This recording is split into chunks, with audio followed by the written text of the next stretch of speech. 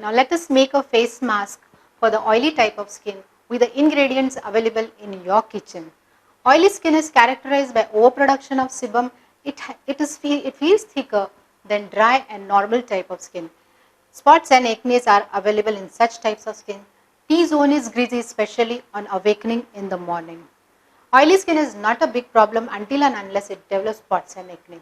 Now let us see how to make a homemade pack with the ingredients available in your kitchen. Now I am taking red gram flour,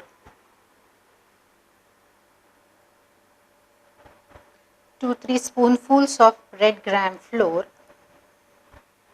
I would like to add a pinch of turmeric powder into it, few drops of honey, as this might drop the moisture from the skin.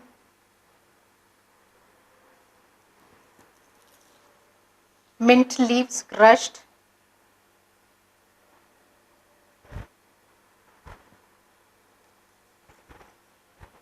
and add some rose water to it to form a nice paste.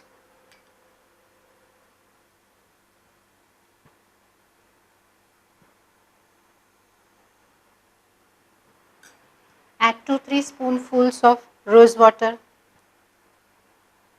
Mix the pack thoroughly.